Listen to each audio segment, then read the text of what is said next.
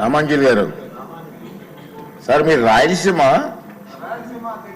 మరి ఇక్కడ ఎందుకు పోటీ చేశారు? పుట్టింది పెరిగింది రాయలసీమ అధ్యక్ష. మా ముఖ్యమంత్రి గారు చొరవతో ఇక్కడికి మాట్లాడు.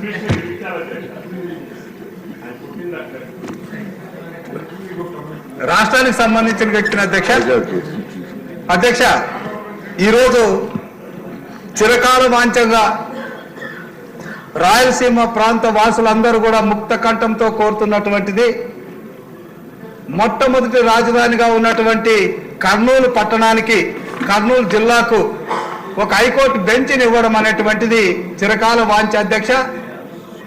ఈ వాంఛను అక్కడున్నటువంటి జిల్లాల మధ్య వైషమ్యాలు పెంచడానికి వైసీపీ వాడుకుంటే ఈరోజు రాష్ట్రం మొత్తం కూడా మా ముద్దు బిడ్డ అని చెప్పుకుంటున్నటువంటి చంద్రబాబు నాయుడు గారు అన్ని ప్రాంతాలకు కూడా సమన్వయం ఇవ్వాలి అనేటువంటి ఒక ఆలోచనతో ఈరోజు హైకోర్టు బెంచ్ని కర్నూలు జిల్లాలో ఏర్పాటు చేయడం అనేటువంటి తీర్మానాన్ని ప్రవేశపెట్టినందుకు మరి తీర్మానమే కాదు అధ్యక్ష, ఖచ్చితంగా కార్యాచరణలోకి వస్తుంది. అది బాబు గారు పట్ల ప్రజలకు ఉన్నటువంటి విశ్వాసం అధ్యక్ష.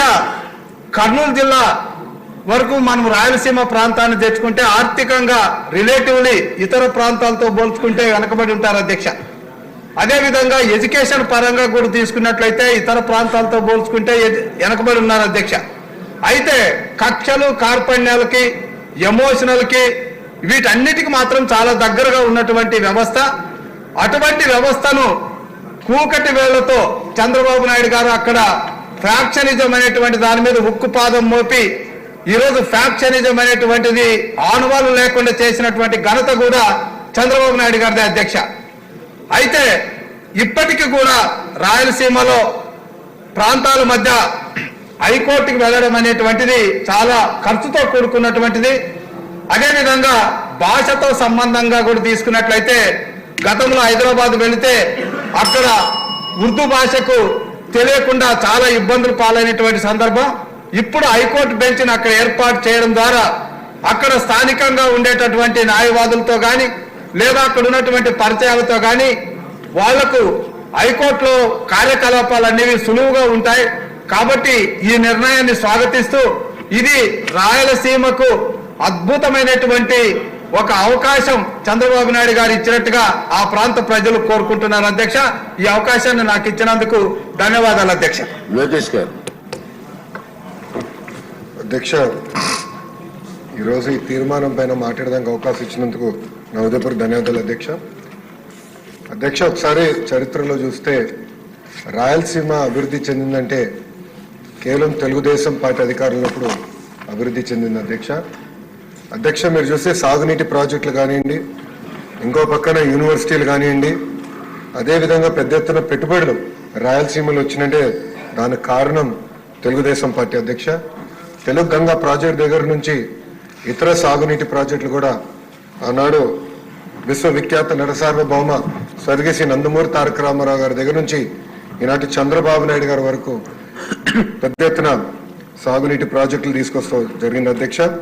అధ్యక్ష, అంతేకాకుండా మీరు చూస్తే 2014 నుంచి 19 వరకు ప్రత్యేకంగా చంద్రబాబు నాయుడు గారి నాయకత్వంలో పెద్ద ఎత్తున రాయలసీమకు పెట్టుబడులు కూడా తీసుకొచ్చారు అధ్యక్ష. అధ్యక్ష, మీరు ఒక్కసారిగా చూస్తే అనంతపూర్ లాంటి జిల్లాకి ఆనాడు కియా మోటార్స్, కియా అనుబంధ సంస్థలు తీసుకొచ్చి పెద్ద ఎత్తున అక్కడున్న నిరుద్యోగ యువకులకి ఉపాధి కల్పించింది ఎన్డీఏ ప్రభుత్వం అధ్యక్ష. అధ్యక్ష, అంతేకాదు అధ్యక్ష, ఎలక్ట్రానిక్స్ మ్యానుఫ్యాక్చరింగ్ చూస్తే చిత్తూరు, కడప కేంద్రంగా పెద్ద ఎత్తున ఆనాడు పెట్టుబడులు తీసుకొచ్చాం అధ్యక్ష.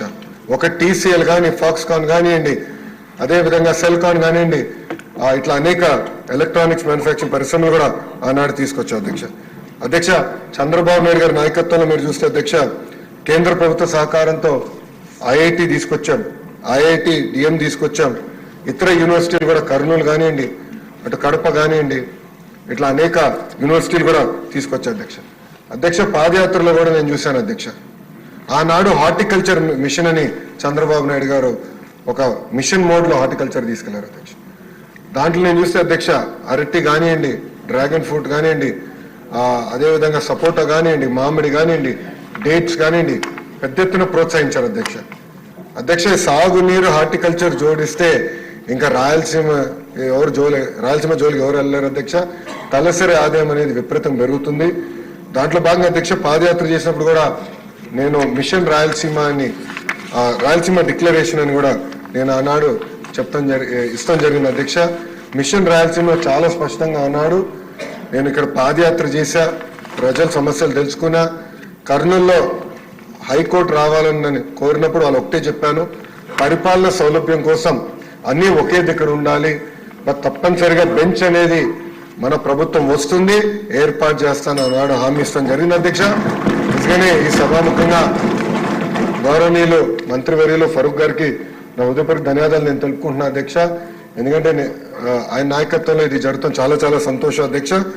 అధ్యక్ష, కేవలం తీర్మానమే కాదు, ఎట్టి పరిస్థితుల్లో రాబోయే సంవత్సరం లోపల బెంచ్ ఏర్పాటు చేయాలనే దిశగా మన ప్రభుత్వం పనిచేయాలని ఫరూక్ గారిని సభాముఖంగా కోరుకుంటూ నాకు అవకాశం ఇచ్చిన మీకు నా హృదయపూర్వక ధన్యవాదాలు తెలుపుకుంటూ సెలవు తీసుకుంటున్నా అధ్యక్ష. గౌరవ ముఖ్యమంత్రి గారు.